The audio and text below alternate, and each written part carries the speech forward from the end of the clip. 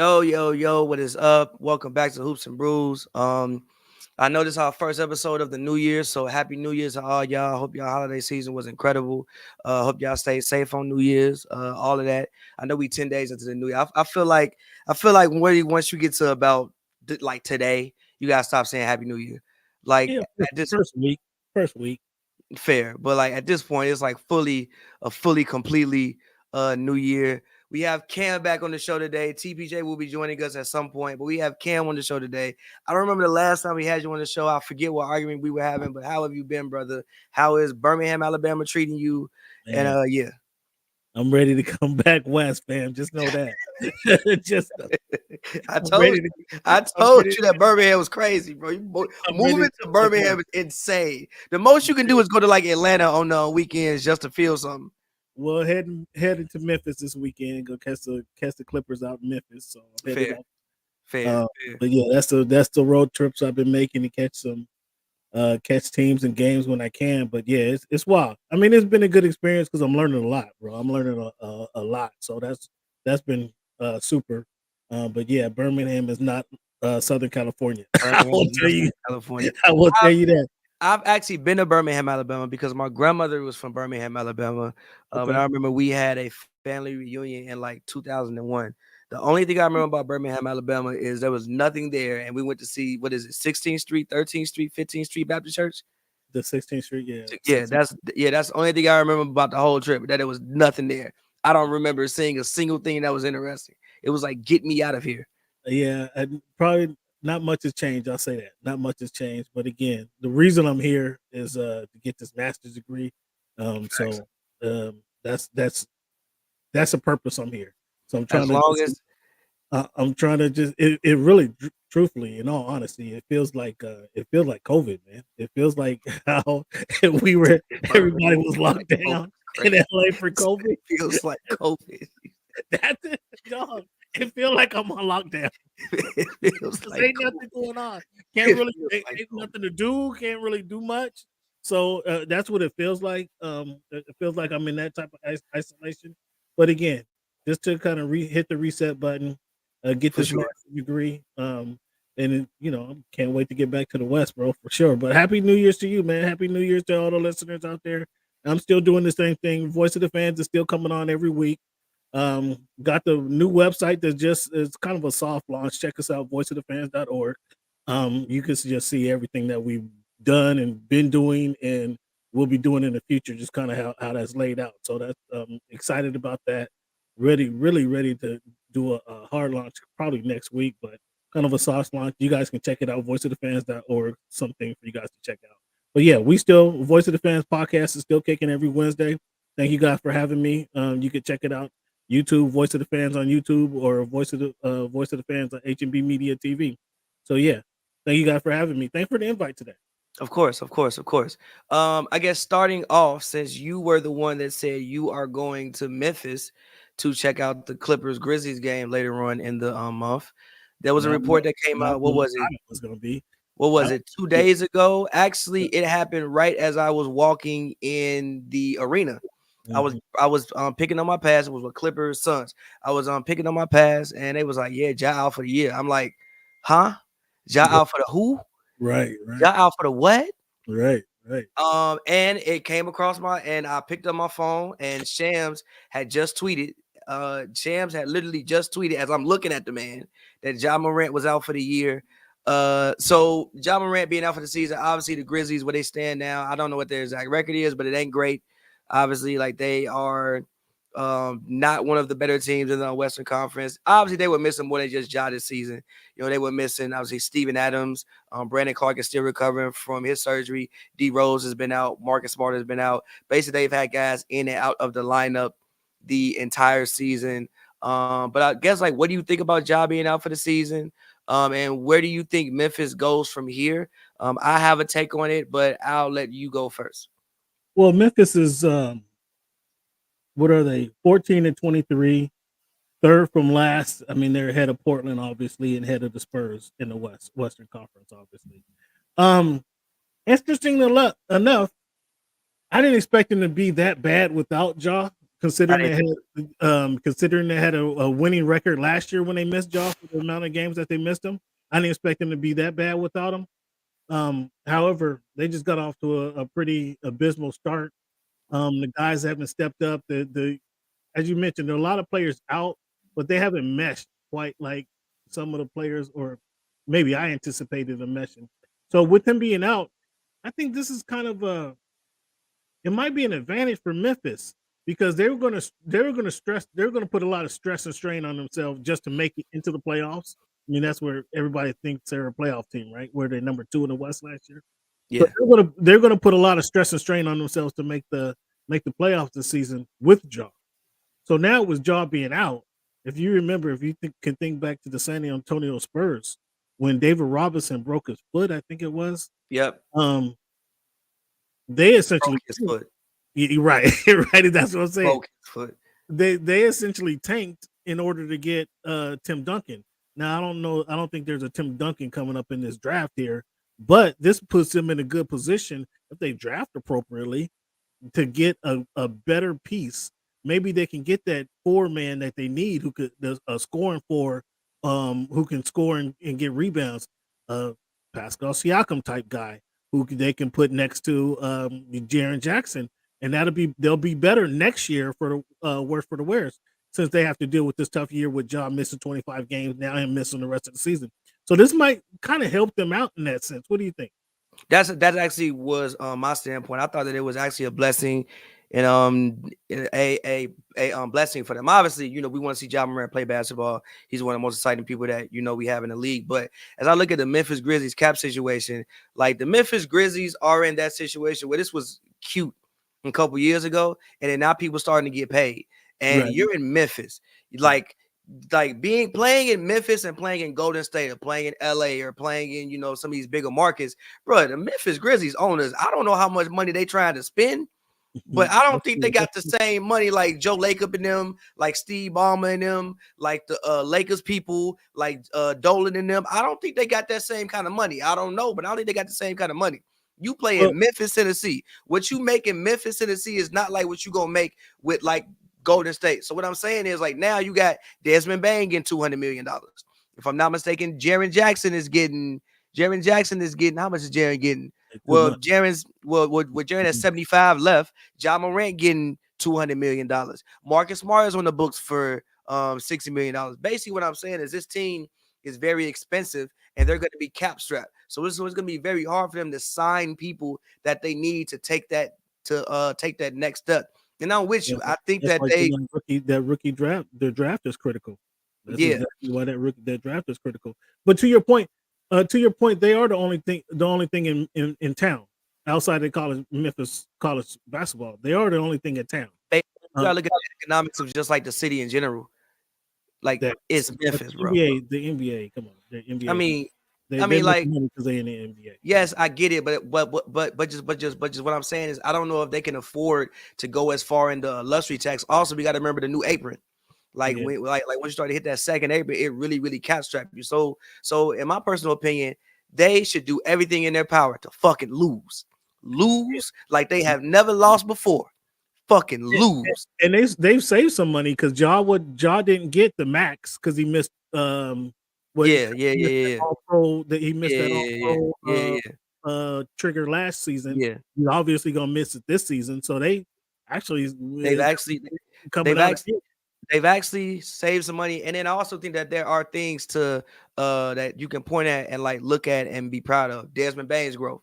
Desmond Bain has grown a lot this season.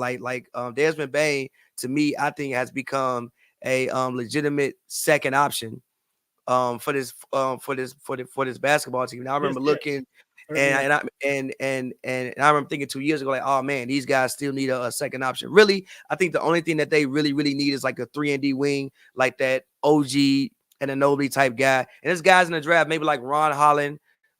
He's a guy from the G League. There's also a guy in Colorado. I forget his name, but he's coming out. I think that they just need a really 3-and-D guy. I think they need an upgrade over Dylan Brooks.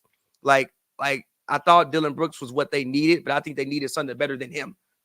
And I think that you're not wrong in saying that. If they can get Brandon Clark back, who does a great job on the boards. I think they really need a compliment to Jaren Jackson. To do Yes, of course. Yeah. they do need Steven Adams has been out. Yeah, like Adams has been out. I mean, we got to remember when Adams was there, I think he was leading league in offensive rebounders. He's also one of the best screen setters in the league. You can also actually run offense through Steven Adams because he's a really good passer. He's a great handoff receiver. So We've been 2 years without Steven now. I know, We've and been we 2 gotta years. wonder. Yeah, I we know, and at this we point, like we when he gotta comes wonder back. what he looked like when he come back. I Yeah, mean, shit, I mean, Brandon Clark too. He tore his damn yeah, true. so we gotta worry about His athleticism. He relies more on his athleticism. for Although sure. they're not gonna go through Steve. It's not like they're looking for Steve for big points or anything. But what is he gonna be when he comes back? For sure, for sure, What for are sure, we for sure, for sure. But all in all, I'm with you. Like, obviously, it sucks that Ja's out for the season, but I do think it gives you an opportunity. I don't think that they need to go out and fully, trade, assets. Maybe if you want to get rid of like a, Luke Kennard or Right. something like that. Okay, fine. A John Conchar. If you can just like pick up a couple assets, fine. But I don't think you need to go out, sell Marcus Smart and tell these people like that, like, no, because I like what you have. Like, I Yeah. think that if you bring Ja back and you get your people back, I like what you have. Again, I think I've said many times, I think the Lakers winning in the first round last year was a admiration. You played a Memphis team who Ja was hurt, Adams was out, Clark was out. I think if you had those guys, that was a team last year that maybe could have made a conference finals run, or at least would have been in the second round. So when I look at this Memphis team again, like, I do what you remember how they got Jaren Jackson. Remember, like, they actually weren't that bad that year. They just traded everybody and set everybody else down. Like Mike Conley had a heel injury. They was like, yeah, Right. don't play no more. If Right. Desmond Brain sprained his ankle, don't let that brother touch the court until March. Create a different injury. Don't let him touch the court until March. Jaren Jackson, if he sprained a finger, act like he broke the whole hand. Sit that man down forever. To your point about the playoff run, we all know in the NBA, most times you need that heartbreaking loss. And I think that was their heartbreaking loss last year. What impacted them severely this year was Ja being out at the start of the season, because we were expecting them to kind of rebound from that being number 2 in the West to kind of taking it further in the playoffs. So now that they've had that heartbreaking loss, the guys, their core team who can have experienced that, Ja, Desmond Bain, Jaren Jackson, Brandon Clark, obviously he's been hurt, but now Marcus Smart has been there before as well. Now, when they come back, they'll be back even stronger. They know what the playoffs is like. They know what the playoffs is like. They have lost, and whoever that young piece is that they can pick up, they just need to train him up and be ready for a solid season next year. For sure. And when I say run the offense through Steven Adams, I don't mean you literally gonna sit there and get that man, like he Jokic, but you can do Jokic or Şengün type things with Steven Adams, especially when it comes to dribble handoffs, because he's a great screen setter. You do good though. You No, do you good can't. though. You do You good can't. though. You can't. He's actually a really good screen setter. He's also a really good handoff passer, and he's also a solid passer for somebody at his position. So he's a guy like, you can give him the ball at the elbow and have Ja run a dribble handoff. You can have Desmond Bain run a dribble handoff. You can use Steven Adams in those actions because of the skills that he does provide for this basketball team. But yeah. Right. But for sure. But again, as I was saying, obviously it sucks for Ja because honestly, when we talk about Ja, we talk about these new point guards that have all been emerging. I feel like we kind of forgetting about Ja. And some of this has been as a that's on him. Some of that, a lot of it is on him. Right. You can't blame the man for getting hurt, but we can blame you for wanting to be fucking King Von for half the season last year. Exactly. So some of this is some of this is him being forgotten is on him, but hopefully the man comes. Some of this him being forgotten is on him, but hopefully the man, I don't know why, Thomas, your thing is black, but hopefully the man, being that is, he can get himself together and, keep his head on straight and just, take the time that he needs to, get his mind right and get his body right. And also, I don't think it was his left shoulder. If I'm not mistaken, it wasn't his left shoulder. I could be wrong, but it wasn't. They said it was his left, right? They said it was right one, if I understand. His right one? Okay. So did you guys cover the game when he was there? Y'all see me? Yeah. We see. Barely. Man, hold on, wait a minute. Y'all didn't move on from this topic, right? No. You already know we got the name of this episode, right? What? Steven Adams is like Jokic. What in the bluest of hells can is do Jokic wrong type- with you? You can do Jokic type things with Steven Adams. And I can be 6'11" if I dream about it. No, you can do Jokic type things with 6 foot. You can play off with a man. He's not going for 20 and 10. Bro, you are but he can go for 6 and 18 for sure. This might be your top 10 worst take of all time. It's not. Actually, it might be top 5 all time. It's not. You ain't never seen nobody run no offense through Steven Adams. Cap, G. listen, no you Cap. You a liar. Look, no, they Cap, finna listen. fry you in the comments. No Cap. Listen, look you at finna get fried for this take. And rightfully so. Bro, look at the assists he's averaged since he's been in Memphis. 3.4 and 2.3. For a center who don't have the ball a whole lot, not posting up, that's pretty damn good. That's called, I give you the ball, you give it back to me, and I score. Still a dribble handoff. They can run a screen. They're running the screen. They can run dribble handoff actions with Steven Cam, Adams. don't defend this foolishness. It's not foolishness. I'm just telling you what the advantages of having Steven Adams is. AD probably averaged 3.4 assists per game. AD literally averaged 3.4 assists per game this season. And what that's supposed to mean? He's some fucking dynamo with the basketball? No, I'm just saying that you can run things through Steven Adams like he exactly. G, this man must still be feeling sick, bro. He gives you a different element to your offense that you don't have when he's not there. You do outside of his offensive rebounding, he does give you a different element to the offense. And you do good dope. I'm with you, Pavy. And you do good dope. You and Cam do good dope because you're lying. You sit up here comparing Steven Adams to Jokic. How far have we fallen in the 7th year of the existence?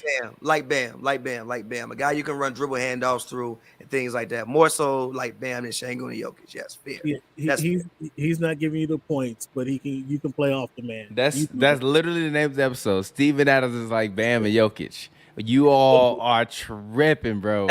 We got some time to go. That take was so bad, my head just started hurting. Like literally, I just got a pain shot through my eye. G. That's the worst. That's one of the worst takes you've ever had, bro. Not, bro. He averages 3. Bro. The last time he played a full healthy season, he gave you 3.4 assists, and he's not a guy who's posting up a whole bunch, getting double. That means he's a solid passer, and you can run some offense through him. Well, you can generate some offense through him. But what do you say so? So what's the advantage of Steven Adams? So let's go that route. What's the advantage of having Steven Adams on your team, Thomas? Him getting rebounds and setting good screens. So setting good screens isn't that a key way for the offensive? You watch the fucking Warriors, so I know you like screens. The man damn near ain't played since the pandemic. This is true. Yeah, that's what this is true. What you want me? Why you upset with me? This is true. He asked the question. I'm asking the question. I'm just saying, why you upset with me? The man ain't played since the damn pandemic.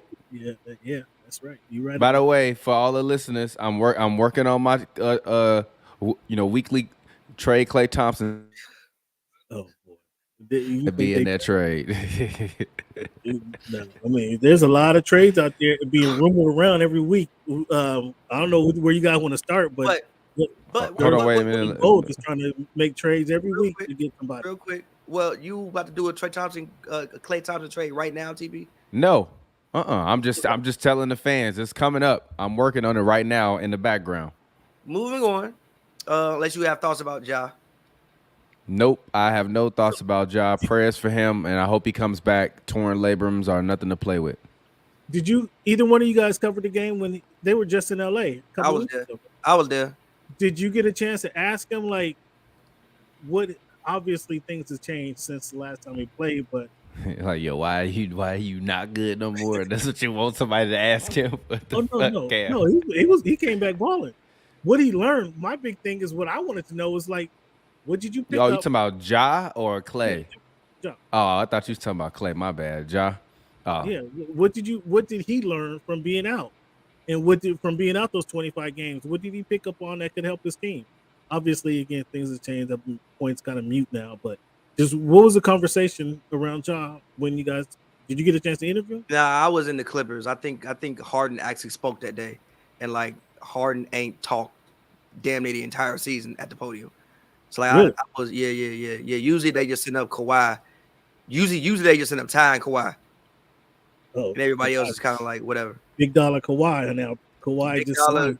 big dollar Kawhi. Kawhi did just sign. But I mean, I guess we can go there. Clippers.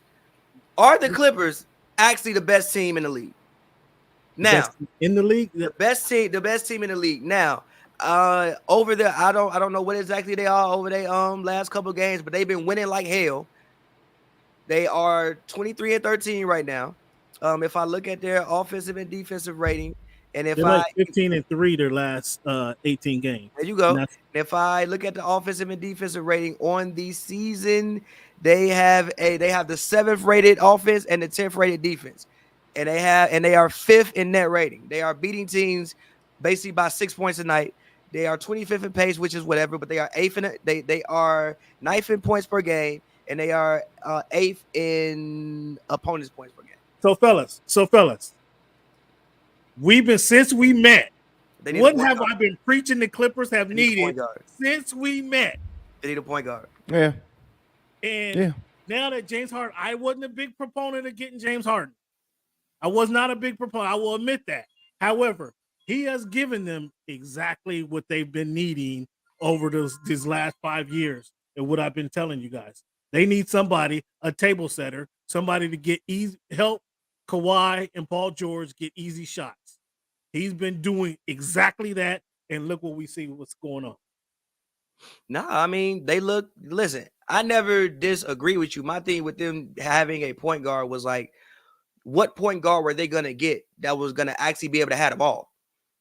Right. There's point guards and there's James fucking Harden. Point guards and there's James fucking Harden. There's very few people on planet Earth that you could argue should have a ball more than James Harden. I mean, again, I didn't like, especially when James Harden came in and said, I am the system. He wasn't wrong. Clearly, he know more than me because the motherfucker wasn't wrong. He wasn't wrong. I did not expect it to mesh out as it has, but they needed somebody, and his ability to score, assist, his ability to get assist for PG and Kawhi. His ability to score, his threat of, people you gotta come out on him. Where he's whether he gets the ball in his hands, whether he's on the wing standing out there, you gotta respect his shot and his ability to create. And he's turned Zubac. I was about to say that he has turned Zubac. Has it been him, or is that just continuous growth that we've seen? No, I don't know. Okay, been growing. Drew's been growing. It's growth, but Zubac wasn't looking like this, brother. Like Zubac over the past 2 months, you can make an argument he's been a top 10 center. I mean, you can make an argument. I mean, in his career, he's been middle of the pack. So to take a couple steps back, but is that Harden? Is that the Harden effect, or is Harden, that Zubac just getting better in his what is this 8th year now? Zubac is getting better, but it's Harden, bro. Like, just look at what Kawhi is out here shooting. What does he shoot on the season? 51%. And I think over the past some games, it's like 60%. Right. He's shooting. PG is shooting, and then he's shooting 43% from three. He's still taking crazy shots. He's still taking. He's still taking insane shots. He's taking 8 threes a night, but he's shooting 40%. He's still out there wilding, but like he doing his job. Norman Powell is shooting fucking 45%. Norman Powell is going bananas. He's balling off the bench. And honestly, the thing that I like about the reason why I wanted Harden for this basketball team. What's been another addition? I want to see if you guys get to it. What's been another quiet addition to that? Daniel Tice. Well, that too. Daniel Tice. Were you talking about Terrence Mann being in the starting lineup? Dog, let me give you this one here. I'm gonna give you this one. Go ahead about what you're saying about PG. I'm gonna give you a stat about Terrence Mann here in a second. Give me the Terrence Mann stat. Give me the 2024 Evan Turner stat. See how you hate? So I don't hate on Terrence Mann. He's nice. Would you say 2024 Evan Turner? Yes. Has Evan Turner name a team that Evan Turner has been on in the starting lineup that has gone 30 and 10, Do 31. you want me to name the teams that Evan Turner has been on? Can we just start there? No. That's been 31 and 10. Listen to what I just said. Do you want me to name the teams Evan Turner has been on? What the fuck Evan Turner team was supposed to go 30 and 10? Look at Evan Turner's teams. Which one of them was supposed to go 30 and 10? You can't do that. Yes, the fuck I can. Look at who Terrence Mann played. Look at Evan Turner. You can't give me Evan Turner. Evan Turner was on an Andre Iguodala led basketball team. He led the team. He was a superstar. You can't give me Spencer Hawes was starting at center. You can't give me Evan Turner in comparison to Terrence Mann and saying there's been no impact. Terrence Mann in the starting lineup. Terrence Mann is 31 and 10, dog. And you gotta respect that. Listen. Here's I'm gonna go a little further. You talked about it earlier. I'm gonna go a little further. In the last 20 games, with T-Man in the lineup, Thomas, you gonna come back here, Thomas. You come back so you can hear this too. Because you guys been hating on TP. You guys been hating on Terrence Mann. You come back too. And turn your light on so we can see your reaction. Turn your light on because we the fans want to see your reaction. I don't know what y'all want me. I don't know what y'all want. In the last 20 games with Terrence Mann in the lineup, they have a plus 17 net ratings. The Clippers do. Good. Okay? Not only has he been. What are you averaging? No, we're talking about that's when the conversation shifts into reality. And it's no disrespect to bro, because I see bro all the time in the city. It's no disrespect to bro, but that's when the conversation shifts to reality. You said that man was going to average 15 points a game. You lied. I'm not going to let you do this. You lied. Let you divert the conversation. You lied though, but did you not say that? Did you not say he was going to average 15? You did say that. Well, again, they just started letting the man play. Cam, accountability is killing you right now. And how many has he averaged in the games he's been playing? Terrence Mann is what year is he? 4 or 5 actually. He played long enough. No, they just start letting him play regularly. So this is cap. He been playing. Man, you acting like that man, Jonathan Kuminga or something. He been playing. He been getting ticked for years. G. He was playing in the conference finals. 4 years time to put Terrence Mann in the starting lineup. You see when he's in the starting lineup in the last 20 games, they have a plus 17 net rating. Bro, they got a whole new starting lineup. I'm sorry. They got a whole new starting lineup than they ever had. It's only 2 guys that's been there. That's Kawhi and Paul George. Zubac has been there. Depending on when they liked him. Plumlee was in there for a couple games. See, you're trying to before he got hurt. I'm not diverting attention. My point is that they have not had a point guard.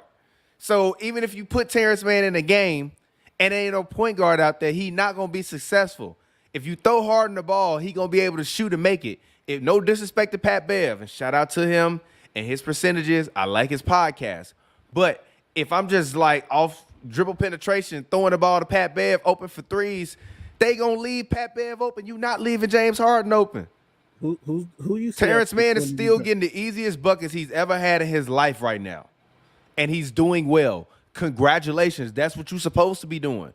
But they needed a point guard more than anything else. And don't get up here and bloviate to me and go on your long soliloquies and tell me that we wrong when the man ain't averaging 15. And that was the whole premise of your whole argument. Was they was going to average 15 and shoot over like 33% from the three-point line. What is he shooting from the three-point line this year? He's shooting the three-point line 26%. It is. All right. Okay. I ain't mad at that. That's good. No, but I'm just saying. He's shooting 26%. Oh, I thought you said 36. 26%. Now, he has been a career 36% three-point shooter, to be fair. I'm not upset at him. He has done a great job, but that's not my point. My point is Cam sitting up here trying to act like we blasphemous. Cam is lying. Cam is grabbing at straws to prove his point. He's fucking lying. He lied. We got stats. Nobody want to tell the truth. Nobody want to tell the truth. Listen, Cam, look, to be fair, I got stats to support my argument. Real quick, to be fair about Terrence Mann. I do like commends to Ty Lue for putting Russ with the bench. Number one, Russ gets to come in, have the ball in his hand, run with the bench. I think he's great with that lineup. Also, he gets to come in and just fucking play hard. Like he gives Russell Westbrook against most teams, backup point guard, player to player, no comparison. Right. Against most teams, backup on point guard. And then also he comes in, he still give you energy, he's still rebounding the basketball. You know, he's still doing all those Russell Westbrook things. And now he can just condense those things to 20, 25 minutes a night. You get out there, just fucking run around for 20, 25 minutes a night. You may even swing us a game just off of your energy. Like there's been a few games that I've been at. I think the Denver game was one when they actually beat Denver when he came in the fourth quarter and just played wild and made some stuff happen and swung the game just off his energy. I do like the fact that Terrence Mann, but all five of them in one lineup, all four of them, they all need the ball. They all do the same thing. I do like the fact that Terrence Mann gives them something different in the starting lineup. He gives them one size. He gives them defensive versatility. And also he does something different. He don't need the ball. He's not out there trying to take 12, 13 shots a game. He going to go out there, play defense. He going to cut. He going to try to rebound. And in theory, if he open for three and gets swung the ball, make the shot. As far as the Clippers, but I like the Harden trade in general because for one, I've been saying for many years, I think you trim some of the fat on the team. They had like 14 fucking wings. Like it was just hard to even figure out lineups to play all these guys because you had the same players. Like, bro, you had Marcus Morris, Kawhi Leonard, and Paul George starting. It's the same player. It's literally that they do the same things. Marcus Morris does it worse than those other people I just named. Sure. It's the same thing. And then also in between, trying to make room for him too. You're exactly right. Rocco. That Rocco, everybody kind of fall into their actual roles, and those roles can be more defined. Also, you have tweak insurance. There is no way on planet Earth all of them can tweak. right. All four of them can't tweak, G. Well, one of them can tweak. I was kind of disappointed when they played the Lakers the other night that like one of the three couldn't like turn it on in late in the fourth quarter. It happens. They play again in 2 weeks. We'll see what happens then. I mean, but one of the three, nobody could. They were just all average. Like, it happens. It happens. They play again in 2 weeks. I'm gonna just go with the fact that if we in a 7-game series, G, all four of them can't tweak enough to lose a series. Where I hear you and I do agree with you.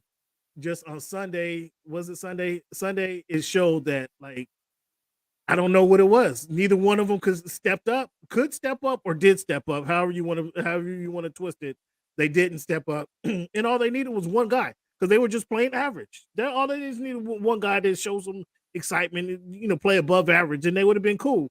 But they didn't, and hence they lost the game. Fine, I feel you. But you can't argue because they're 15-3 the last 18 games. So they're gonna lose games, bro. They're not gonna go 82-0 the rest of the they're not gonna go. That's what I'm saying. That's what I'm saying. They're 15-3. You can't be mad at that. So that's one game in January. Okay. Yes, but again, I just think they have tweak insurance. Like if PG ain't got it, you still got Harden. If Harden ain't got it, sit the fuck down. We still got Russ. If Russ out there wild and snatch him clean out the game, we got Harden. If Kawhi for whatever reason don't have it, we got PG, we got Harden. It's just, in my personal opinion, it's no way all four of these guys can tweak consistently at the same time. Even if you deal with an injury.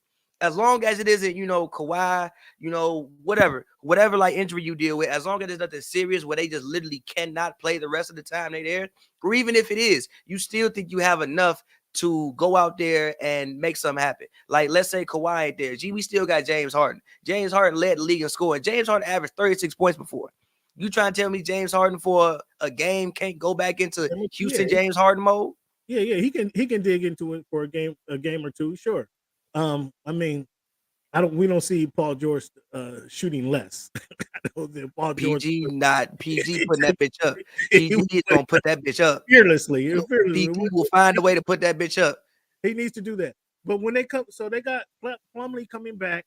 They got Daniel Tice. You talked about Tice, and then we talked about how Zoo has been going crazy. I mean, does Plumlee, who rides the bench? Is it going to be Plumlee and Tice? Like Tice has been solid. Tice played better defense than Plumlee. I personally like what Tice brings to them because they haven't had a stretch big since JaMychal Green. Yeah. So I personally like what Tice does to them as far as just space on the court, especially when you went with the bench and you went with Russ and Norman Powell and Amir Coffey's been getting some tick, and I've he's been seeing that. I noticed that. you know, I noticed that too. Yeah. he's been getting some tick, and he's actually looked solid. Yeah. But I like him because just the ability to stretch the floor. Now, granted, I do agree, just like I said with like Steven Adams, Mason Plumlee does give you the ability to run some offense through him. You know, you can run some dribble handoffs. He's a solid passer. He can bring the ball up court, and maybe that was necessary in the last iteration of this basketball team. We don't need that shit no more. Right, exactly. Yeah, we don't need that shit no more. See I don't see how Plumlee fits in. Tice is gives them more of what they need, but that's why I asked you. I've been to the games to see and watch them play. That's going to be interesting induction. But Ty has been really good at you have to compliment Ty. We knew he's a good coach, but for the last 3 years they've been dealing with injuries, who's in, who's out, and all the parts that he had, trying to find the right mix of the team, and they've still been serviceable even now. So the question I have for Ty, maybe you can answer this question, is Ty, are you constructing a program for these guys to excel in, or are you just trying to take the better talents of these guys and ask them to show off their better talents? Because coaching is putting the guys in their position to be successful, but also coaches want to run their own scheme, right? So Ty, which one are you doing? Which are you having? Clearly, you're having fun with it because you're winning. But which are you doing, and what do you see out of Ty that he's doing? I mean, I think he's putting everybody in positions to be successful. I mean, just look at how much pick and roll they're running since Harden got there. Okay. I mean, and he's like, okay, we got James Harden. I mean, I was saying a stupid shit if he need to become a shooting guard.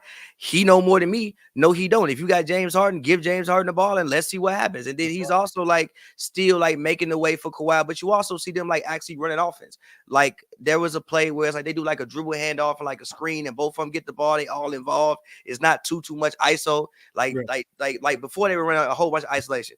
It was Kawhi, you take it. PG, you take it. Wherever y'all want to take the ball from, though, like not in y'all spots. Take the ball from wherever you want to take the ball and figure it out. Now you see Kawhi getting like a lot of post opportunities, Harden's putting them in places, or you see them getting open threes because of dribble penetration that Harden is doing. And also, again, we even talked about like it's a Zubac. We mentioned his name mad times. Look at what Zubac is doing. So I think that Ty Lue, over his career, has done a good job adjusting what he wants to do to what the team needs and also what personnel he has. So in my opinion, he's doing a great coaching job. I mean, even a guy like PJ Tucker, looking at him and like, bro, you're not gonna play. Yeah. Most teams would find a way for PJ Tucker to play because of who he is and his cachet in the league. No, he said, brother, you're not gonna play. He told Russell Westbrook, a future first ballot Hall of Famer, brother, you on the bench. I love you to death, but you coming off the bench. That's coaching. Man, so that's coaching right now. What is we talked about Ja injury being out for the year, but what is the most impactful surgery most impactful injury that we've seen? We've seen a rash of injuries from Chris Paul, Cade Cunningham, to Halliburton. What's been the most impactful injury you think that we've seen, or the toughest for the team to come back? Would that be Halliburton? That's a good question. I say between Halliburton and Ja. I think it could be a tie both ways between that. Halliburton and Ja. And I say Ja just because of like that's a whole different team with Ja than it is without Ja. Right, like just like even the way the season. He's gone for the season for a few weeks. Season, and even just like their whole swag is different with Ja. Like their whole swag is different. Like they just like it's like I don't know. I feel like when Ja's there, they know that they can win every game. When Ja not there, they like, I mean, we could probably win if we do XYZ, but when Ja's there, it's like, oh no, we know we can win every game and compete against whoever. And then also on the court, he does things that's just like fires a team up, like that dunk on Wemby. You know what I'm saying? Like he just that dunk on Wemby. He didn't really dunk on Wemby. It was a dunk on Wemby. Yeah, it kind of was, but it kind of was. He went up. Wemby went up. He just went up. And he ended up on the other side of the rim. Wemby actually didn't jump. He did that, and it looked like he jumped because he's just so fucking tall, but he actually didn't jump. Because his hand was because his hand was like, literally, it looked like he jumped, but he didn't jump. But point being, Ja just energizes that team in just so many ways I don't even think can be quantified in just stats. Tyrese Halliburton, man, averaging 12 assists. And the 12 assists ain't there. Assist to turnover ratio was crazy. Ratio was bananas. It's crazy. The man averaging 12 assists, but at the same time, I do think you can get TJ McConnell to hold it down for TJ McConnell and Nembhard. Obviously, they're not Tyrese Halliburton, but I think that they can hold it down at least for a couple of games and figure some shit out. Well, yeah, they need a couple of weeks because he's not going to come back till like a week before the All-Star game. Or that's, at least that's what they say now. Yeah, for sure. I think they'll probably save him too for the All-Star because All-Star is in Indiana. All-Star is in Indiana, so he needs so he at least need to be healthy enough step on the court. You're right, exactly. Be introduced and be introduced, start, play 20 minutes. I don't think they get. I wouldn't put 10-15. Yeah, 10-15 because man, that's our start. We got a season to run. But you can play. You can be the host. You can play. Do all the ceremonial stuff, and then get introduced as a starter, and then come on, sit down. I bet that's what Cardinal's saying. Yeah, come on, sit down next to me. Come on, sit down next to me, brother. But moving on, the New York Knicks. Can the new look Knicks? Obviously, I think they are the only team to not lose in 2024. OG Anunoby is now a member of the Knicks. So is Michael Flynn. So is Precious Achua, if I'm not mistaken. Now on how to pronounce his name. Yeah. Precious Achua is now all a member of the Knicks. Like I said, they haven't lost. Do you think the new look Knicks can genuinely have something to say about the Eastern Conference, or do you just look at this Knicks team as a situation of this is cute and y'all did get better, but this is just cute? They did get better, but they're not. They're still behind Boston, Boston, the Sixers, and who am I forgetting? Milwaukee. I'm kind of disappointed in Milwaukee. Me too. We'll talk about that later. Yeah, but the Knicks aren't ahead of either one of those guys. I mean, as it stands right now in the standings, they're 22-15.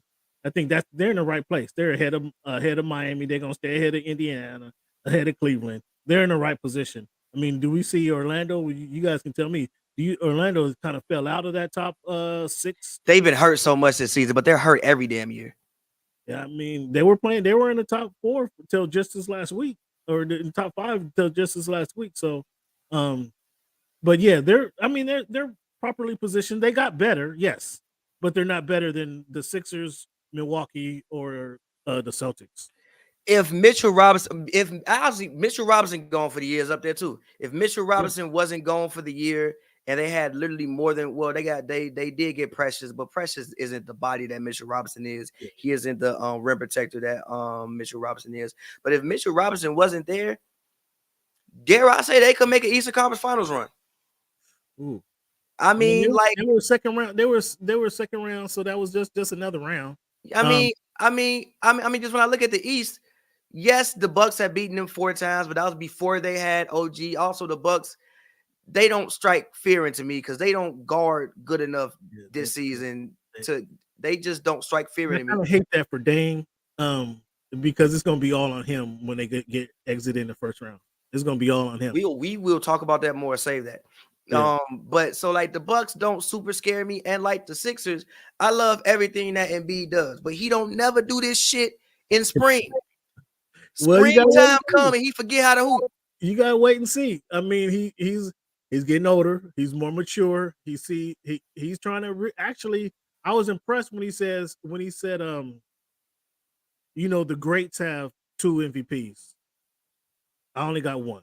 I was impressed by that statement right there. That kind of told me if he's gonna get on the court some more. He ain't gonna get he ain't gonna get that shit. That told me that at least he was focusing on playing MVP caliber. You know what the greats also do? Huh? Play well in the playoffs. That's also what the greats do. You can't tell me one memorable Joel Embiid game post-April. You're right. I can't argue that. I can't argue that fact. You can't tell me. What I can say is that with that statement alone, he told me he's willing to play throughout the season. And so if you're willing to play out the season. Gee, he missed Christmas. I'm crying, bro. Why? He literally missed Christmas. G. The Like biggest that game of man- the fucking year. He missed Christmas, bro. Now, granted, he did have a sprained ankle. I saw him sprain his ankle, but he missed Christmas. Right. I mean, you're right about that. You're right So about look, that doesn't stop the kind of the play he's been on. He's still been balling. nah, he's outside been of the balling. He's Christmas been break. balling. Yeah. Had an incredible season. But the Knicks, no, like, shout out RJ, shout out Quickly. I think that this is one of those trades where both teams got everything they needed. Like OG for the Raptors is a better player than RJ Barrett. He don't really need the ball. He not really super trying to rock out. He's a much better defender. He's a 40% three-point shooter.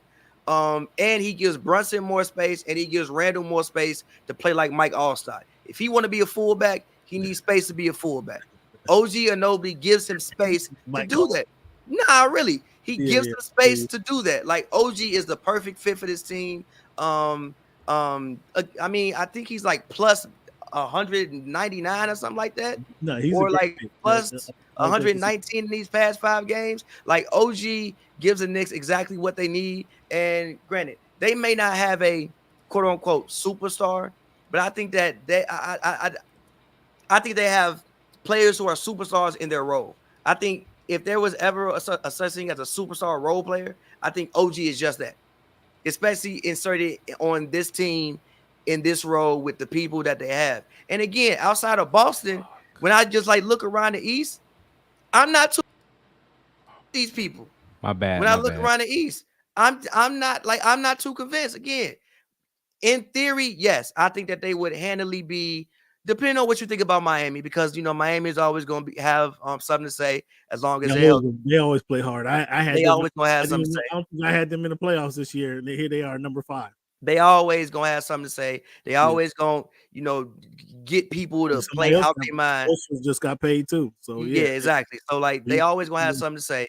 But when I look at the East, I mean, again, outside of Boston, why can't they beat Milwaukee? I don't like. Granted, I think Mitchell Robinson being gone is huge because they're granted, I like Harkison, but they got Harkison out there playing like 40 minutes a game. Literally, I saw Harkison play 40 minutes. Like they put Jericho Sims in to start the game, and then they took him out with 4 minutes.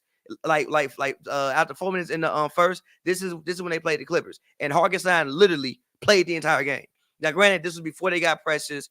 They had ties there, so maybe it's a little bit different now. But I think they're just putting a lot on him. But I think to answer the question of the topic, I think they can have something to say. At least if they can't make the conference finals, they can definitely take somebody to 6 or 7 and make it a very, very interesting second round series for somebody. I think they're second. They're good. They're a solid second round team. They're a solid second round exit, whether it's Boston who they play or the Bucks. I mean, they're a solid second round team. I'm not putting that on the Knicks to go to the conference finals. I don't see that.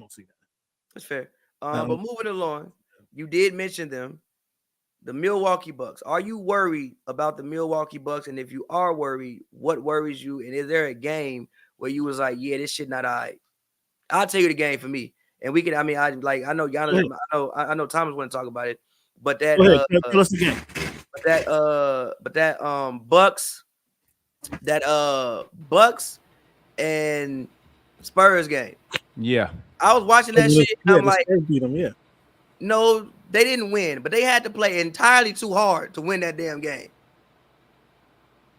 Okay, I was like, hold on. That game, then when they was down to about like 40 to Utah at home.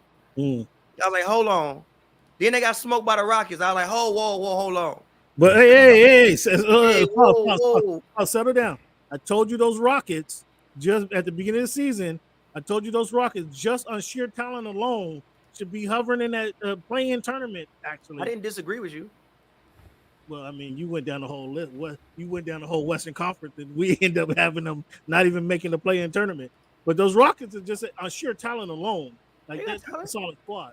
If Ime Udoka could coach them up, like they're gonna be 6 or 7. They should be finished in 6 or 7. But yeah, nonetheless, those Bucks. What I'm concerned about is a lack of defense they play. It's just pure lack of defense they play. Your boy Giannis said it the other night. Giannis went down to to the ball boys. They need to wash their uniforms even better. They just don't play no defense. They're not upping nobody. They don't get up. That heart isn't there. Whether that's coaching, whether that's want to, whatever you want to blame that is there's no effort. That's a lack of effort, and we see that night in, night out. I don't even think it's effort. I think they have actual personnel issues. They do have a fucking rookie coach.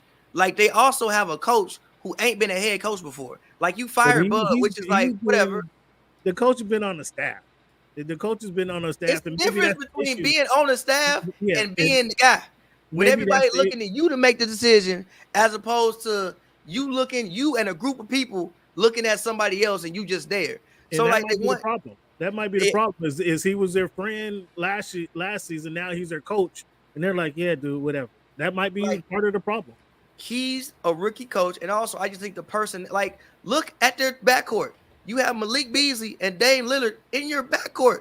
Who the fuck you finna guard? I mean, there was literally a play in which they was playing the Pacers. Dame was literally looking the other direction and didn't know Halliburton had completely ran by him into the lane. Like, you have Malik Beasley shooting 47% from three. That's great. But even their offense isn't dynamic enough to take away from the fact that they aren't guarding anybody. Right. And this is what I said before the season. I wonder if you solved one issue in theory by trading Jrue Holiday for Dame Lillard. You solved one issue, but did you just create a massive another issue? Bigger issue. Yeah. You just again, like, even if you look at the Bucks over the past couple of years, they only, in my opinion, they kept losing because they was getting hurt. Like, I don't think it was a talent thing. They, like, you know, the first year Middleton went down. They didn't have Middleton. They lost a 7 to Boston. The next year, granted, he was on the court, but Giannis did fall out the fucking air and bruise his tailbone. And when they lost to the Heat, so like, and also it took Jimmy going nuclear. Now, granted, that didn't help Jrue Holiday's case, but in theory, why the fuck was Jrue was a guard and a forward anyway? I thought really what they needed was just a bigger shooting guard. Well, Dame is. They had Grayson Allen playing shooting guard. I thought they needed like a bigger two guard. Listen, Grayson Allen has been. He's been very serviceable in Phoenix. They can use two more Grayson. They can use two more Grayson. Phoenix could use a lot. They are the 9th seed. I'm saying, but they could use two more Grayson Allens. They could use a lot. They could probably use 2 more KDs the way they've been playing. Right. That's another disappointing team as well. But I hate it for Dame that he's going to come there, and when they get knocked out of the first round, like, they're still number two in the East. But when they do get knocked out in the first round, it's going to be, Dame, you didn't step up and play. Like, at least with the Jrue Holiday, it was injury that caused them to get knocked out. It wasn't a lack of defense, a lack of effort, and that's what it looks like is going to be the issue for the Bucks. What do you see, Thomas? Well, to me, I really think you can hear me, right? Yeah. To me, I think the bulk of their issue just stems from them not having true familiarity with each other. I also think that it's Christmas time. I mean, it's New stop. Year's. You gonna let me finish? You gonna let me get my take off, or you gonna take off? Please go ahead. My point is that I think that they overall lack the familiarity that they need. I think I heard, who was that last night? I think it was, I can't remember who was on NBA TV, but basically they were talking about how when you're a young team, you have to, kind of learn how to, lose together, and you got to go through those, losing, bumps and things to kind of get over that hump. I think that they're going to experience a very similar thing, and I think that's what they have been experiencing, is you really getting a chance to see what it's like when you completely change the identity of the team. So as much as I want to blame Adrian Griffin, and you can definitely dish out some blame, but I don't necessarily think that they're walking over him. I just don't necessarily know if he's the guy. Like, I'm not about to turn into, and I know people gonna be at my throat. They're gonna call me Uncle Tom and all that stuff. But sometimes we be rushing to get these black coaches, these head coaches in positions because they are likable personalities in the locker room. And what you see is sometimes in terms of they do not. Like, you can see that in a few situations throughout the NBA. I'm just being honest. You What's can see another that. one? What's another one? What's another one? Because Udoka is doing a good job in No, Houston. I'm not gonna do that because someone I know that's close to me is on one of the other teams. You open up these words, bro. What you mean? I I said a name. Oh yeah. I said a name. I didn't say all of them. I said some of them, but I do feel like some of these guys just aren't really that good. And I'm not gonna say Monty Williams. People love to disrespect Monty Williams, but Monty Williams is taking his team to a finals. So at a certain point in time, we have to stop being blasphemous and acting like this guy just came out of nowhere and like he became a hot shot coach and then like is now like everybody loves him, but they stink. It's like, no, everybody loves him because he's been around. He's a good personality. But more than that, he's actually won basketball games with his teams. So for people to act like he's not doing that because he has a star rookie point guard who averages 4 turnovers a game and can't seem to get anyone else involved on the team because he has a team that is in a roster that is incapable of shooting 3-pointers. They're dead last in the NBA in terms of attempts and in terms of percentage. So I can't just go and blame him. Look at the roster. And if Cade Cunningham is going to play hero ball for the entire game and average 4 turnovers a game, then that's what happens. He's not a high-efficiency player. He's a high-volume player. And I think that if we were redrafting, we would be looking at Alperen Sengun as being the number 1 draft pick in that draft instead of Cade Cunningham. And that's not to disparage him or say anything negative about him. I just think that you really like Cade Cunningham. It's not about do I really like it. No, people got to stop saying that. It's not hate. They lost 28 games in a row. No, listen. They lost 28 games in a row. I didn't listen. They lost 28 national basketball. I didn't say it was hate. The tie for the second longest losing streak in the 4 major sports history. I didn't say it was hate. So do not act like this is hate. Do not act like I am. No, stop. Stop. Because I saw Phillip Rivers get a lot more hate for doing a lot more winning when he was in Los Angeles. So this is not hate. All right, he's not producing in the manner that he wants, in the manner in which is conducive to winning. Don't give me statistics. Do not give me statistics when you down 35 in every game. Who's the head coach? That's what I want to know. Monty Williams, but I'm not blaming Monty Williams. I see. Clearly you're not, but we had the conversation. This roster is egregious. They don't even have a player on the team as good as Devin Vassell or Devin Vassell. So and he's not that great to me. Jalen Duren is not Devin Vassell. You can't scheme up a win in 2 months. Bogdanovich he used to be good. Who you talking about? The Pistons? Yeah, you can't scheme up a win in 2 months. Yeah, I got a scheme. How about we play 5-on-1 and everybody just trap whoever get the ball because playing 5-on-5 clearly didn't fucking work. Okay, fuck out of here, man. These guys are getting paid. I have just spent the last hour in trade hell trying to unload Klay Thompson from the Warriors for my weekly Trade Klay segment. All right, and guess what? One of the places was that I tried to send him to Detroit. I don't nobody want them. You couldn't find anybody on Detroit. I didn't want none of them. I know good goddamn like draft picks. Do they? Detroit wouldn't trade for Klay, but he just derailed our conversation. Before we get too off topic, we were talking about the Bucks. The Bucks. Thomas, finish your point about the Bucks because you weren't done. Huh? Finish your point about the Bucks. You wanted to get off on Detroit, but no. But my point is that no. I didn't want to get off on a black coach. I wanted to get off on the black coaches that get these opportunities and become mediocre. Look at D'Amico Ryans as your inspiration. Stop whining to me all day long about how y'all want these jobs, and then you get these jobs and you go in there and you a 2-pack of ass. Because if you was gonna be as bad, if I'm Giannis, if we was gonna be as bad as we was with Mike Budenholzer, I might as well fucking kept Mike Budenholzer. At least I know where we can go with him.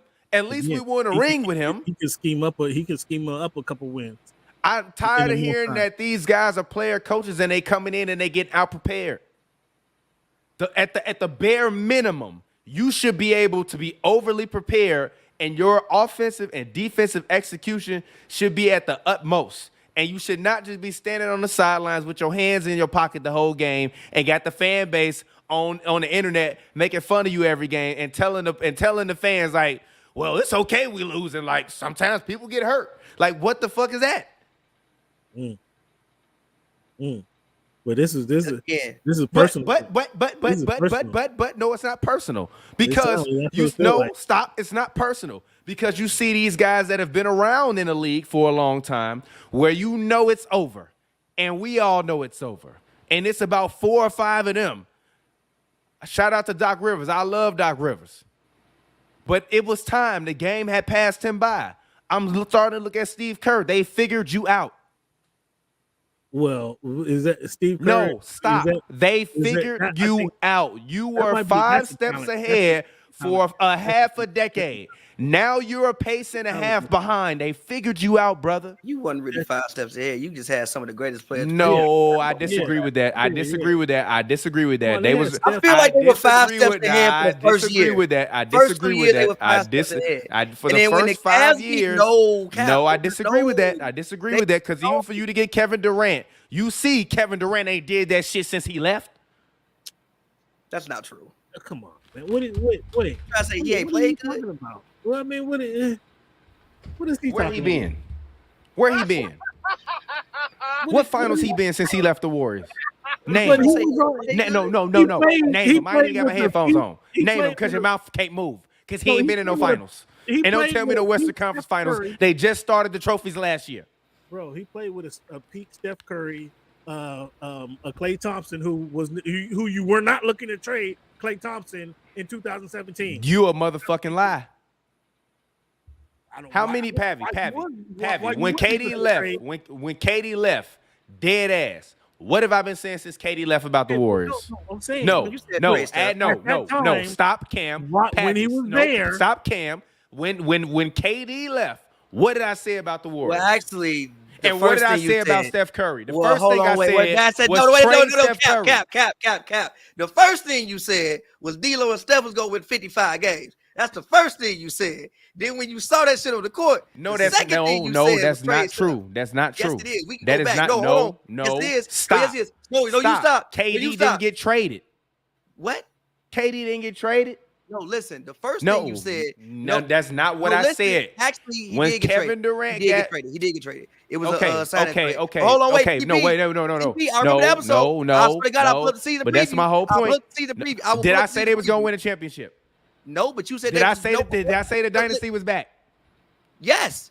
No, I said it was still going. The dynasty was back. You said it was still going, and here's why. Because I remember we got to an argument. I said they are in the series when like the Bulls were from 94 to 95 and they were retooling, and we had a whole argument. How the fuck are you retooling? We still got Steph Curry. We still got Klay Thompson. We still got Draymond Green, and we got D'Angelo Russell. How the fuck are we retooling? D'Lo go average 26 points. What year was that? How we retooling? That was like the 1920 pandemic year. Okay, how many years did I say? I said they were light years in for 5 years. You said it for 3 months, and then for 5. No, that's exactly at the 5-year marker. That's exactly at the 5-year marker. At 5 years. No, that's exactly at the 5-year marker.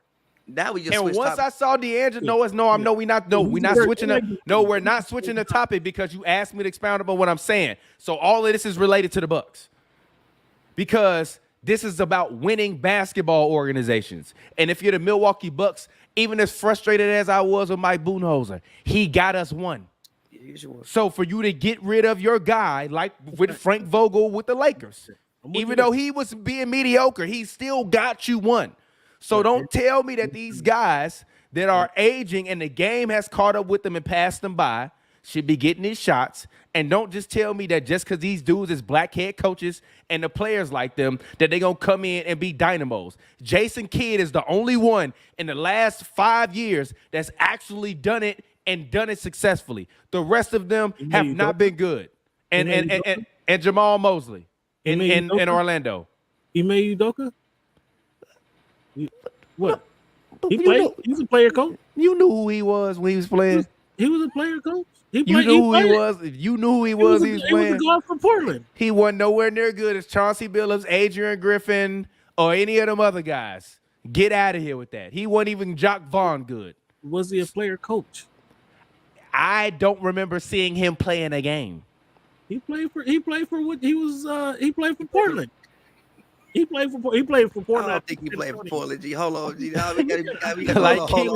That's what I remember. But even still, hold on, wait a minute. But even still, he's an anomaly. Jamal Mosley's an anomaly. Kidd is an anomaly. There are a lot of black coaches in the league now that are not good. There are a lot of white coaches now that are old and not good. So when you're trying to build a championship organization, you have to build championship habits.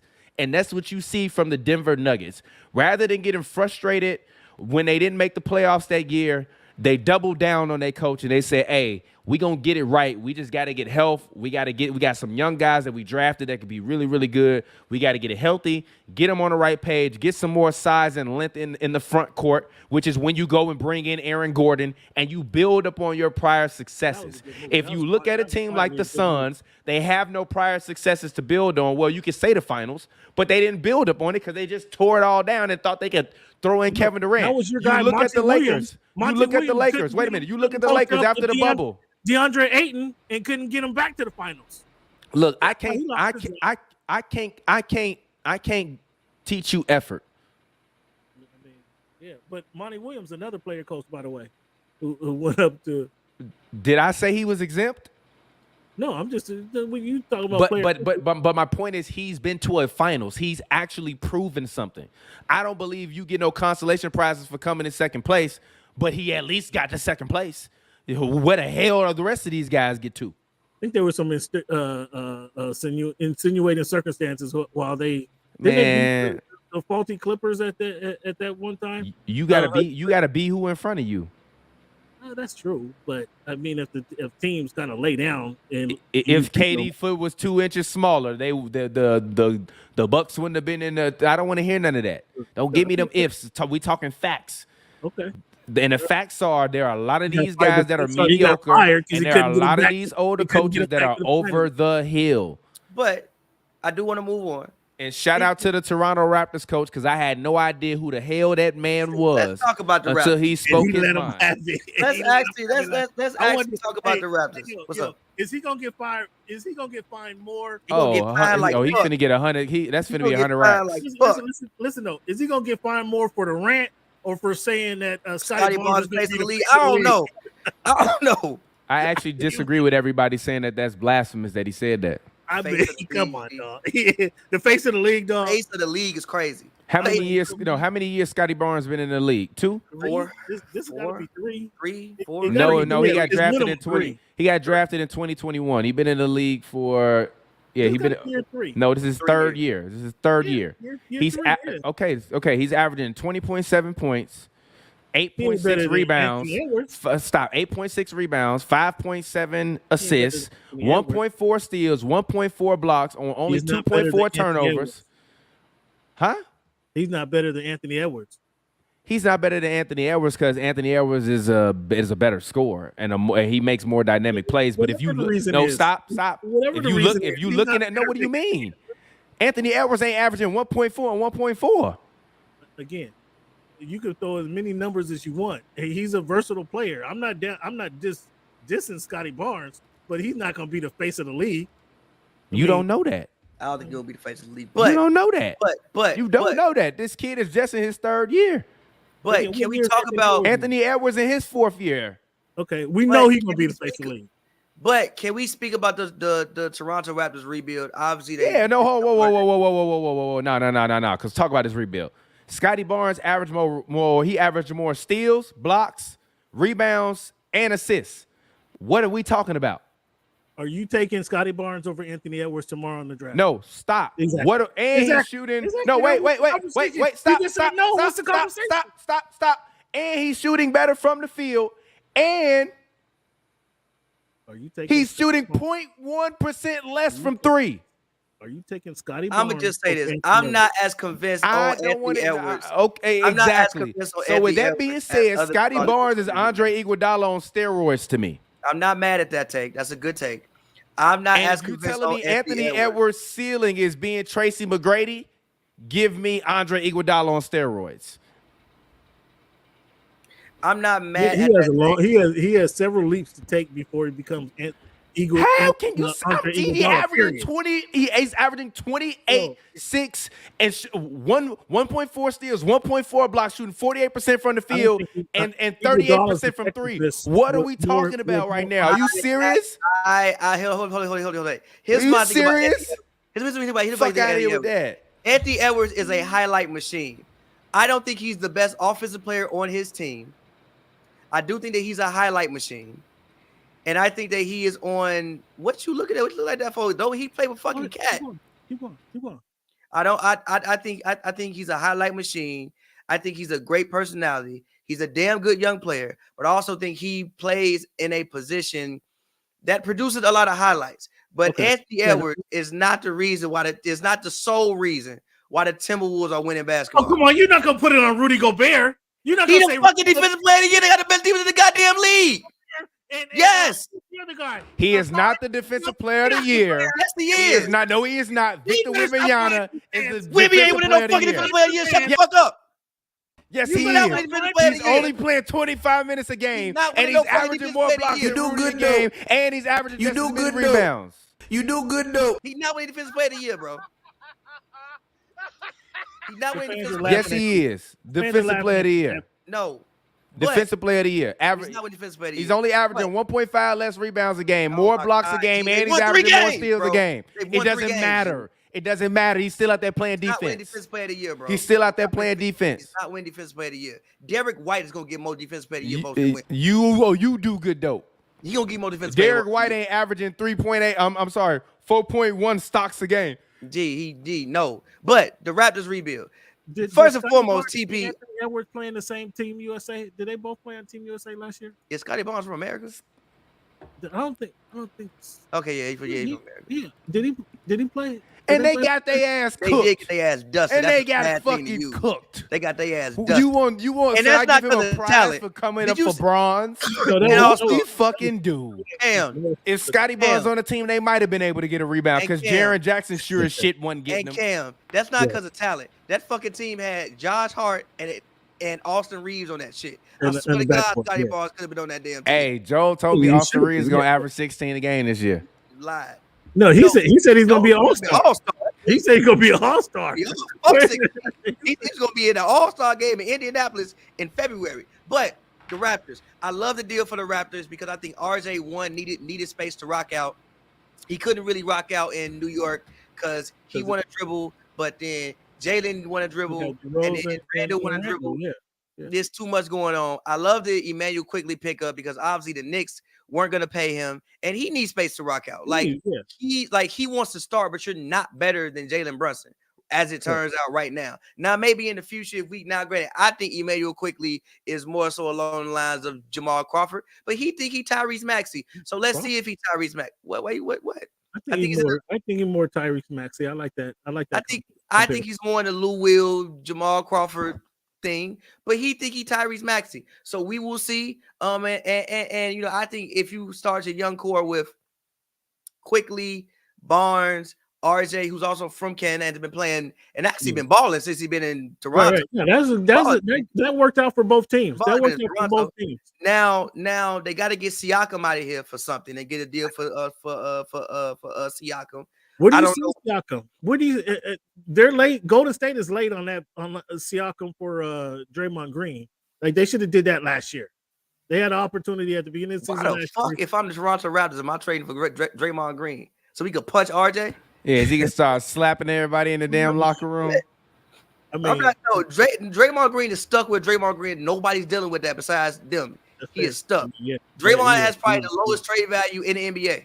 Right Draymond, Bronny, and Braun gonna be on the Hornets in like 3 years.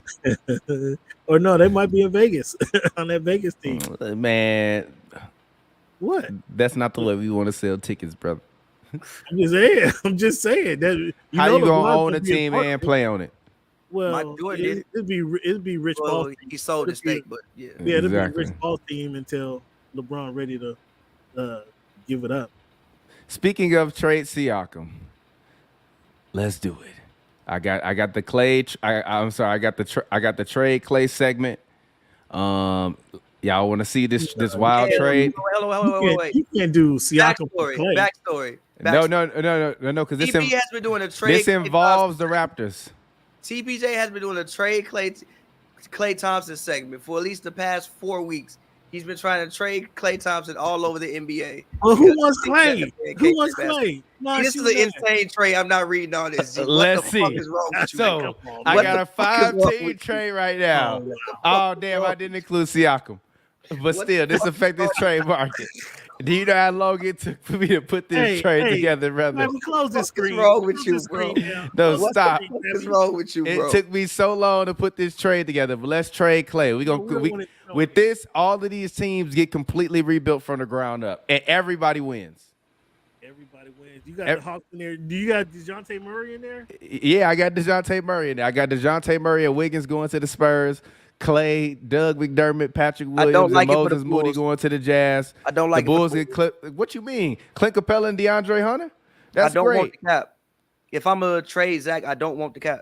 No, G, give me them. Give me them right now. Now we got a new front court. The Hawks get Clarkson, Vucevic, Larry Markkinen, and Gary Payton. The Warriors get Levine, Devontae Graham, Zach Collins, and Drummond. Now we got some rebounding, G. We good. They good for the rest of the season now. Let's try it out, shit.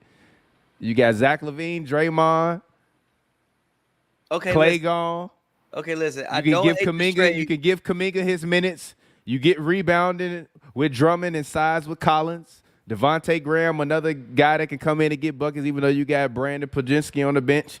And then look. I'm gonna say this: the Spurs had this kid on the bench. The Spurs had this kid on the bench that I've never heard of before. I want that man because if they picked him, he gonna play for somebody. I want that man. And I feel like everybody wins. What you think about the trade, Cam? The funniest shit is the Warriors have no more wins. No more. Look at the projected wins at the bottom. 0. Yeah, but they get better. How do they get better with 0 wins? Look at the numbers. It say they get better. It say they get better offensively and defensively. They're not gonna leave off worse. I'm sorry, they're not gonna leave off worse. The Hawks stink anyway, but why would they give up DeJounte Murray for Clarkson? That's not bad for the Hawks. I don't mind. That's not bad for the Hawks. What you mean? Gee, they get Larry Markkinen, Vucevic, and Clarkson. That's a whole new team. Utah not giving up Markkinen, or they'd be silly to give up Markkinen. Nah, the Jazz want to give him up, and also the Jazz would be giving up. I'm sorry, the Jazz would be getting a pick from the Warriors, a pick from the Hawks, and a pick from the Bulls. But they would all be lottery protected, except for the pick for the Hawks, and the Bulls would get them a second-round pick, and the Spurs would give them a second-round pick. Are they trying to hit the reset button, the Jazz again? Yeah, they want to get rid of Larry, and people talking about trading him to the Thunder. Yeah, they already hit it. I mean, they're not gonna win no games. With Markkinen and Clarkson, what are they resetting to? Take this trade and then let Clay go or re-sign him for 2 years, $20 million. You can't re-sign Clay. Yeah, I mean. What? Clay can't go to Utah. G. How long did it take you? You've been on this all morning? Utah, this is why you was late to the podcast? No, I was on the podcast in the background making it. Do you know how I tried like 29 trades to try to trade this man Clay? His salary is one of the most egregious contracts in the history of trades, bro. But but if it expires, you a team instantly with a bunch of cap room. So if the Jazz really are trying to rebuild, I would take on that salary for Clay, lowball him when he wants his offer, and then when he leave, we got $43 million coming off our cap this summer, and go out and try to overpay a couple people to come in and really build around Keontae George, Walker Kessler, and John Collins. Is this Doug McDermott making $13 million? Yeah, but if you look at all of these deals are expiring. They're all expiring. Yeah. So the Jazz gonna have like $60 million in cap this summer. Go overpay somebody. I just don't want to go to Utah. I don't like it for the Bulls, but I don't hate this trade. I just want to know why you don't like it for the Bulls. They need to rebuild. If I'm getting rid of Zach LaVine, I want to get cap space. But you still have DeMar DeRozan. You can get rid of him and get rid of some cap space. but you're not gonna get rid of that much cap space because DeMar I think only getting $25 million. But where are you gonna find a Clint Capella and a DeAndre Hunter for $20 million a year? I don't want to find them. DeAndre Hunter. What you mean? DeAndre Hunter averaging 16 a game this year. Clint's still giving you a double. I don't want to find them because we're still gonna find ourselves in the same space of where we're just decent. I disagree with that. I disagree with that. Not gonna be terrible with that. I disagree with that. That team not gonna be terrible. It depends on who you taking DeMar DeRozan. I don't want this team to be terrible. I do. You're literally in the play-in right now. Zach LaVine serves no purpose for you right now. But listen. The only people they got rid of was Zach LaVine, Drummond, and listen to me. Zach coming off the bench right now. Vooch coming off the bench right now. What are you keeping them for? Listen, but this don't help you, bro. Literally, if we just gonna be in the play-in, this don't fucking help us. You're gonna be in that situation where you just decent as hell, and then you're gonna end up like the fucking Pistons. The Pistons did that shit. You tripping. They never listen. The Pistons never actually rebuilt for 20 years. They won a ring and they never actually rebuilt. Exactly. That's the fucking problem. You never rebuilt. You've been in purgatory forever. Maximum you can get is the first round, win 2 games and lose. Meaning unless you just get God gifted a guy at 15, you're never going to be bad enough to get the best players. So you're never going to be able to get you one of those guys. This deal, the only team I don't like it for is the Bulls. Good work. I think it's great work. Only team I don't like it for is the Bulls because it does not help us get worse. And also, if I have Kobe White, why the fuck I want Colin Sexton? What you mean? They don't play the same position. Right now. Yes, they do. They both small guards. Nah, but I think you can keep Colin off the bench. The Bulls don't have any scoring off the bench right now. I would keep Kobe starting because I think he's shown and proved that he has what it takes to be the starter. I would put Colin Sexton on the bench. I would keep Caruso in the starting lineup, and I would run out Kobe White, Caruso, Hunter, Capella, and DeRozan, and we good. So you don't want, and we gonna run, and my thing is let's run. So you don't want Hachimura and Austin Reeves on the Bulls? Fuck no. What I'm gonna do with hell no. One guy was starting and not starting no more. No, I'm cool on that. I'm not mad at it. I'm just saying, man, stop playing with the God. Trade Clay segment back next week with a whole new trade. Moving on to OKC Thunder. Are the OKC Thunder a real thing or are they just a cute story? Ooh, I have to say real. I didn't believe they were. I didn't think Chet was going to win MVP or Rookie of the Year this year. I don't think he's not. He's not. I don't think he should be eligible, but I didn't think he was going to be in contention. And he's shown that he's going to be in contention. He's not going to win, but he'll be in contention. But nah, man, Shea is obviously that dude. Shea is incredible. The Williams brothers, they're showing, and this is what you get when you play against a talent. When you get to practice against a talent like Shea every day, your game elevates because you're in practice trying to stop this dude, and then you get on the court and it's like you're recognizing that you play against the best player, one of the best players in the NBA every day. And so your confidence grows when they're doing what they do in practice. So that I think the OKC, I think they're a real thing. They have to go through the heartbreaking loss in the playoffs. So are they championship caliber? They're not going to make the NBA finals. They're likely not going to make the Western Conference finals because you have to in the NBA, you have to endure a heartbreaking loss. Most times you have to have a heartbreaking loss in the playoffs before you can ascend to that level.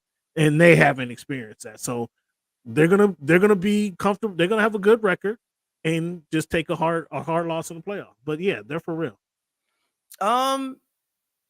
I think they're a cute story, but I think it's a real thing. I think Shea is arguably, if you want to tell me he's the best point guard in the NBA, I'm not gonna argue with you.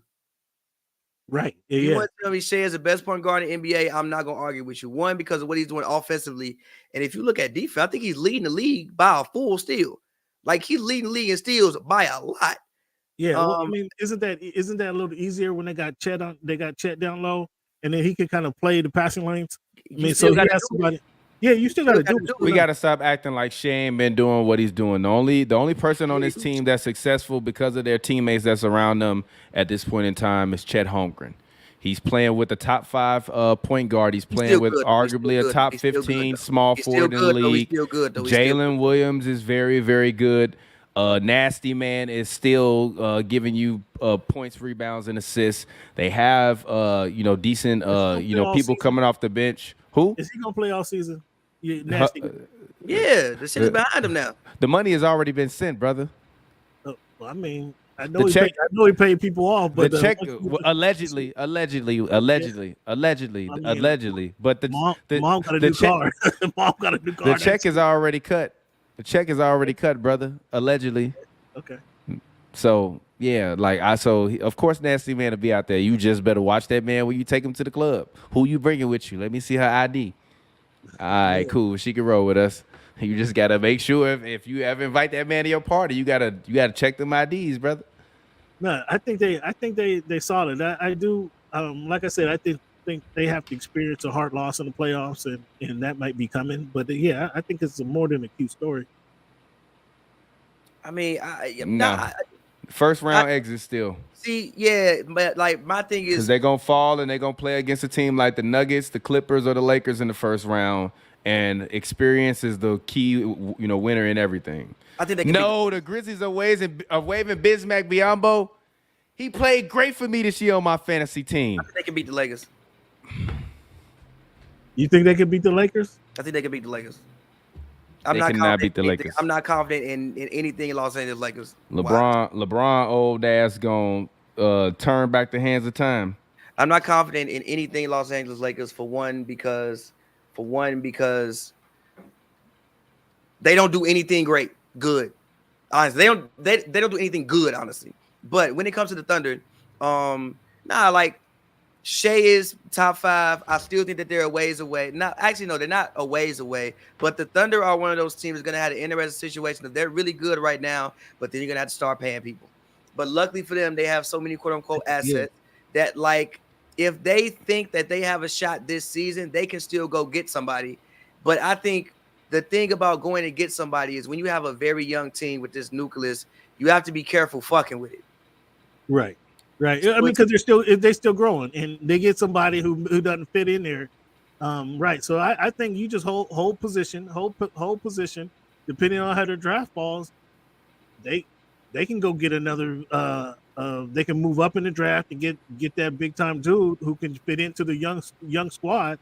I mean, whether that's another shooting guard, another swingman. I mean, they got everything pretty much. It's using these like you said, they're gonna have to pay people, but they're not gonna have to pay anybody for a few years. For at least yeah. I mean, about 2 summers from now. They got the assets where they can replace that person, whoever it is they have to pay. They can replace that person with another draft pick or with a couple picks. I think that long term, Josh Giddey isn't the shooting guard long term. I think he does serve a purpose, but I don't think he's a shooting guard long term. The point in putting Shea as shooting guard. Yeah, but Giddey can't. But Giddey, in theory, currently the way his shot is not consistent. If he could shoot 40% consistently, I would be with that. But it's not consistent. We have Jalen Williams who can also. Now, granted. We have Jalen Williams who can also handle the ball. So not that we need you to handle the ball. And don't forget Carson Williams or Carson Williams off the bench, your first round pick. Yeah. He looks like a guy who can come in and shoot 40% consistently. Chet, I don't think he's rookie of the year. I don't think he's better than Wemby, but I do think his game is suited more for success at this current moment for this team than Wemby would have been, just because his game is more compacted at this moment in time. Like Wemby's still out there trying to do everything because he can't do everything. I think Chet's game is a little bit more. He's in a better organization. I mean, he's an organization. Better organization that can say, okay, we need you to do this. We need you to block shots. You need you to block shots. We need you to. And again, his game is more compacted. And again, he has better teammates, obviously, to help him along. But yeah, I think they're more of a cute story, but this could be a second round team, maybe. I would just like to see all of these guys work when somebody has to scheme for you for 2 weeks. I would like to see all these guys work. But I mean, they talented enough. And they do, I mean, shit, as you mentioned, Shea alone is going to win you a series just because not only a lot of teams going to be able to stop him. Who in the league? We talk about the Clippers. He kills it. He kills the Clippers every time he plays. I don't think the Thunder can beat the Clippers in the series though. I don't think they can beat the Thunder. No, I don't think the Clippers can beat the. No, I don't think the Thunder can beat the Clippers, and I don't think that they can beat the Nuggets. But when I look at everybody else, yeah, who I don't really know, like Sacramento, I'm taking my chance with OKC. Sacramento's taking a step back this year. They're taking it, or maybe they went all out last year to get the number 1 seed, and then this year they realized, okay, maybe we don't need the number 1 seed, and we could play, we could play anybody because I think other teams just got better. I still think they're good, and I still think that they're probably still one move away from being who they're actually to be. Somebody posted Siakam to Sacramento instead of replace him with. Yes, I saw that. I saw that. Replace him with young boy. I'm having a brain fart. The power forward. Keegan Murray. Huh? Keegan, you talking about Keegan Murray? No, I was actually thinking about the white boy. What's the Russian name? I can't. Sabonis. Because Sabonis, I mean, we saw his limitations in the playoffs. If he can't go up over and no. You need Sabonis. So you I like Sabonis. I really like what he brings, but he proved in the playoff that if you just play defense, if you just get into him, he really can't. He can't go up over you. Excuse me. He can't go up over you, and he has a hard time getting his shot off. To be fair though to him, how many times to be fair to him though, how many times are you gonna play Draymond Green? I mean, that was kind of the recipe, right? Even Draymond Green is 6'9". He's not. Yes, but we're talking about one of the best defenders, literally in the history of the league. Like, how many times are you going to play one of the best defenders in? But he's a smaller. Sabonis is bigger than him. You would have thought Sabonis can go over him. I think that Sabonis can bully most people, though. I just think that was a. You think that was just Draymond? Draymond out here stumping on chest, bro. Like Draymond, different animal, G. Okay, all right. Draymond out here is a different animal. But last topic before we get out of here that I want to go to actually is who do you think is the most underrated player in the NBA today? It was the most underrated. Are we going back to the Scotty Barnes, Anthony Edwards conversation? If you want to say Scotty Barnes, I ain't mad. The most underrated player in the NBA today. I mean, come on. We talked about it earlier, fellas. I've been saying this for years now. I gave you stats of why this dude needs more time on the court. Oh my God. That is literally my actual response. See, if you sit up here and you say Terrence Mann. So I know what you about to say. If you say Terrence Mann, I go sunset your appearance on this show early today. If you sit up here and say fucking Terrence Mann. Okay, so who is the most underrated player in the NBA? Seriously, let me think about it. Man, that's a great question. I really who's the most underrated player in the NBA? Go ahead, fella. Go ahead, Thomas. I'll come back to you.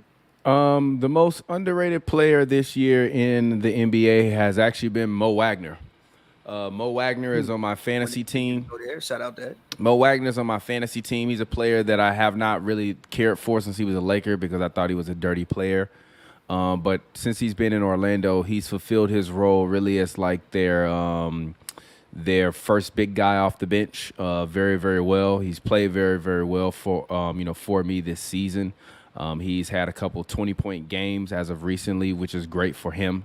And I really like the progress that he's made overall. And it's easy to look at Franz Wagner and kind of overlook what Mo contributes to the game because his brother is so good. But I do believe that Mo Wagner actually deserves a lot of recognition and is a huge part, along with, Jalen Suggs really putting in an effort every night to really be their energy guy for the Orlando Magic. I don't believe that the Orlando Magic are a serious team or a serious contender. I think they'll, continue to fall and land probably somewhere around that, 9 or 10 seed and just barely make the play in. You can slowly see them kind of fading away a little bit as teams start to figure them out. They're a team that I think actually should make a deal at the deadline. And even though Jonathan Isaac, and even though Jonathan Isaac is a really, really, good player and I like him a lot, I still feel as though if your goal is to build a championship contender, I personally still think that there are some point guard options as well as some other wing options that are out there and that are available for you. I think if you're gonna run, I think they're ahead of schedule. I think they're not to cut you off, but I think they're ahead of schedule. Making a trade at this moment, I mean, you're only making a trade to get to the top fifth or sixth into the actual playoff tournament. Right now, they're in the play-in at 8. Yeah, but if we're ahead of schedule by that metric, then let's continue to accelerate the progress that we've been making. Even Unless they make a big move, they're not going to be in the top 4 of the East. But even if you look at their last 10 games, they're 5-5. They're now the 8th seed. Mm-hmm. Now, don't get me wrong. There's one game difference between the 8th and the 4th seed right now. But to me, if I'm the Orlando Magic, they're the one team in the league that actually has a decent amount of cap space. They have some pieces that I believe that could be moved that they don't need. I don't believe you can depend on Jalen Suggs and Cole Anthony to win you a playoff series. And to me, I'm not looking at next year. I'm looking at let's see if we can get out of the first round this year and do something that we haven't done in 20 years or 10 years, 15 years since Dwight was here. And if we are ahead of schedule, then that's perfectly fine. Let's continue to build. And next year, we're going to be coming in looking at ourselves as a contender versus a team that is just starting to get in stride. So that's just my personal opinion.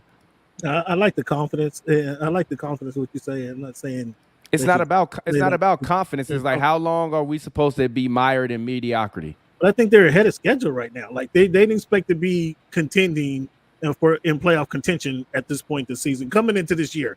I don't think they expected that. I think they're and that's why I say Orlando Magic. I don't think they expected. Yes, that. they did.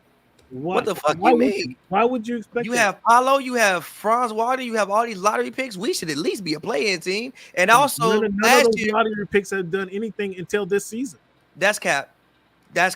Franz Wagner was good last year. Wendell Carter was good last year. Even Markelle Fultz had been, granted, he hadn't been what you drafted him to be, but he'd been decent. And also, the Magic have been a team that's been very injured.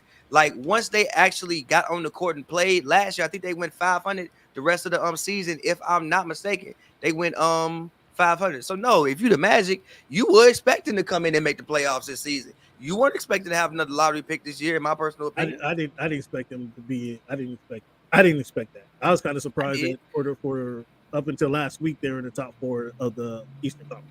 Fair, in my opinion, I didn't expect that. But to go back, the most underrated player is probably been the same player for me for the past couple years at least is Derek White. Ever since Derek White, that was a quiet pickup for when he went. Boston picked him up a couple years ago. That was a kind of a quiet pickup who really added something to he gave the Boston Celtics another point guard, another ball handler, another defender because they weren't playing top defense. I thought his veteran leadership added to what Marcus Smart was doing at the time with Jaylen Brown and complemented what Jaylen Brown and Jason Tatum was doing because neither one of those guys, I think their defense is they start expecting them to play defense less and less and less. And when they picked him up, he added to that. And then he's only gotten better since they played in the finals 2 years ago. He's only got better last year. And then the pickup of him and Holiday, having him and Holiday in the backcourt, like that's a really solid backcourt. It makes it to I wasn't a big fan of picking up Porzingis, but it makes Porzingis pick up a little wild horse running around there. That makes that even just more attractive. So I have to say that Derek White is quietly the most underrated player in the NBA because he was really good for the Spurs. He's been a really good defensive point guard for the Celtics, and he just kind of fits that team really well. See, to me, that's what takes away from that. He averaged 15.5 points when he was playing with the Spurs before, playing 29 minutes a game. Like he's only I will give him I give him this credit. He's shooting better from the field than he ever has in his career, and he's getting more assists and more rebounds. But in terms of his overall output, like I don't necessarily see him he's not taking any crazy leaps or bounds to me to who he's always been on the Spurs. The Spurs has been trash for a decade. And that's no disrespect to you. I just see people saying he should be an all-star. I think those people are delusional. All-star is a bit much, but he's a great glue guy. What would you say, Pavy? Would you say if there could be? I was gonna go with a different Boston Celtic. All-star for a role guy, a role player. Would you say? Superstar role player. The superstar role player. That's exactly what he is. We gotta do a pod on the all-star role players. If you could, superstar role players. I mean, that'd be a good one. Who would you going with? Two people, if I could go with two. One is different than the other, but we both is kind of from the same teams. One actually is Kristaps Porzingis. That was the first person that popped in my mind. I think that Porzingis at this point has actually become underrated. I think that, he started off, people said he was going to be Dirk Nowitzki. He wasn't quite that in New York. He did make an all-star team. He go to Dallas. It doesn't really work out in Dallas, even though he did put up good numbers. Like people act like Dirk, like KP went to Dallas and averaged 14 points. He was still giving you 20 points, 2 blocks, and being one of the better rim protectors in the league. It just didn't work out. He went to Washington under the radar quietly, actually had his best season of his career last year in Washington. And if you, That doesn't. What you mean? He still did it. He still had to play basketball. And then this year, if I just look, he's top 10 in win shares per 48 minutes.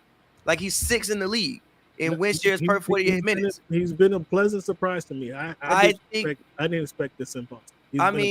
When he got picked, first of all, he's never played with this much talent ever in life. And he brings a different element to this Boston team that they hadn't had. And again, even when Boston picked him up, I saw people were like, oh, well, why is he there? Like, you realize this is still a 7'3" guy who's giving you 8 rebounds, who's giving you 20 points, and can give you 2 blocks a game, and can shoot 35 to 40% from 3. I think at this point, like, he's actually become very underrated.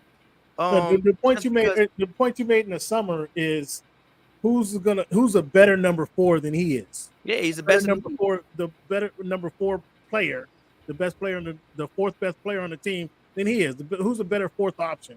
And and he's proven that he's the best 4th option in the NBA, and that's why I think he's been consistent. That's why I think he's been consistent. That's been a surprise to me.